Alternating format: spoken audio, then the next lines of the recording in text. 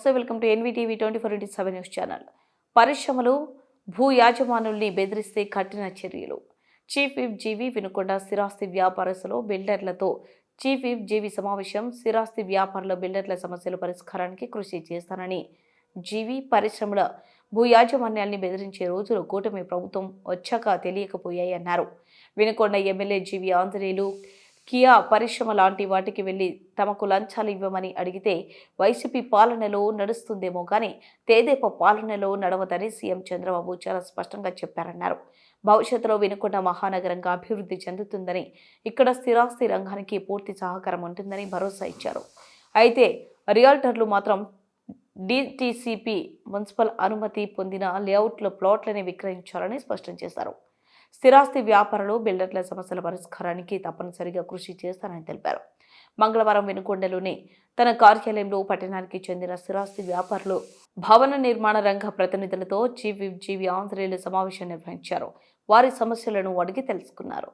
ఈరోజు ఒక మంచిని కోరుకుంటూ వినుకొండ పట్టణం 10 అభివృద్ధిలో ముందుకెళ్లాలని, కాలజ్ఞానంలో బ్రహ్మంగారు చెప్పారని, వినుకొండ 8 ఆవడల నగరంగా ఇది అభివృద్ధి చెందుతుందని చెప్పేసి ఈ మధ్య నెట్లో కూడా ఎవరో చూపించారు. నాకు అనుకున్న విధంగానే గత 10 సంవత్సరాల్లో, గత 20 సంవత్సరాల నుండి తీసుకుంటే కూడా ఎప్పటికప్పుడు రియల్ ఎస్టేట్ వాళ్ళే ఊహించడం అభివృద్ధి అన్న 20 ఏళ్ల క్రితం ఇంత రేట్లు పెరుగుతాయని ఎవడు ఊహించాల. 10 ఏళ్ల క్రితం అనుకున్నారు ఇక పెరగవు, ఇప్పటికే చాలా పెరిగిపోయినాయి అని. అయినా మళ్ళీ ఇది పెరిగేదే కానీ ఆగేది కాదు, తగ్గేది కాదు. సో ఈ వినుకొండ ఖచ్చితంగా మహానగరంగా రూపుదిద్దుకుంటుంది. బ్రహ్మంగారి కాలజ్ఞానంలో చెప్పింది అది యథార్థం అవుతుందని నేను విశ్వసిస్తున్నా, స్పష్టంగా తెలియజేస్తున్నా. రిజిస్ట్రేషన్ వాల్యూ ఎక్కువ ఉంటే అది ఒక లెటర్ పూర్వకంగా ఇవ్వండి, ఖచ్చితంగా కలెక్టర్ గారి దృష్టి తీసుకెళ్లి దాన్ని ప్రభుత్వానికి రికమెండ్ చేయమని చెప్తాను. ఏదైనా ఒకసారి పెంచిన రిజిస్ట్రేషన్ వాల్యూ తగ్గించడం చాలా కష్టమైన విషయం. ఎందుకంటే ఇది రాష్ట్ర వ్యాప్తంగా చేస్తుంటారు కాబట్టి నా వినుకొండ వరకు స్పెషల్గా తగ్గించండి, నేను చీఫ్ విప్ కాబట్టి అంటే కుదరదు. మంత్రి అయినా చీఫ్ విప్ అయినా ఒకే పద్ధతి ఉంటుంది. ఎక్కడైనా అబ్నార్మల్ డిఫరెన్స్ ఉంటే వాటిని కోట్ చేస్తూ దాన్ని ఎంక్వైరీకి చేసుకొని అక్కడ న్యాయం చేయమని చెప్పేసి ఒక పర్టికులర్ ప్లేస్లో ఏదైనా సమస్య ఉంటే మనం దాన్ని ప్రభుత్వం దృష్టికి తీసుకురావచ్చు. గవర్నమెంట్ డిగ్రీ కాలేజ్ దగ్గర ఆ నోటీసు తీసుకొచ్చారు, అక్కడ రోడ్డు కావాలని.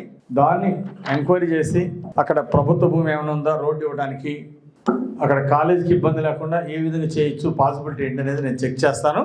ప్రభుత్వ స్థలానికి ప్రభుత్వ దానికి ఇబ్బంది లేకపోతే అవకాశం ఉంటే దాన్ని సాయం చేస్తాం. అలాగే ల్యాండ్ కన్వర్షను ఇక్కడ నుండి ఇంకొంచెం తొందరగా చేసేట్టు నేను ఎంఆర్ఓ రెవెన్యూ అధికారులతో కూడా మీటింగ్ పెడతాను. ఇప్పుడే ఆర్డీఓతో మాట్లాడాను, తొందరగా త్వరితగతిన చేయండి, లేట్ లేకుండా అని చెప్తున్నా. ఎవరైనా అన్ని కరెక్ట్గా ఉన్నా లంచాల కోసం లేట్ చేస్తే నా దృష్టికి తీసుకురండి.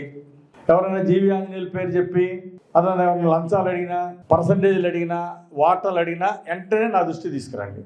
వాళ్ళంటే కేసు పెట్టి లోపలేపిస్తాను.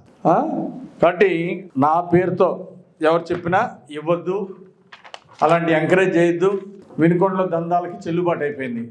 మీరు కరెక్ట్గా మంచి వెంచర్లు వేయండి, నిజాయితీగా వెళ్ళండి, కాస్ట్ మీ ఇష్టం వచ్చిన పెట్టుకొని అమ్మండి. మీ బ్రాండ్ అదే పక్క రోడ్డు కంటే నువ్వు 1000 రూపాయలు ఎక్కువ పెట్టి అమ్ముతానంటే పర్లేదు, నీకు నడిస్తే చేయండి, మంచి బ్రాండు.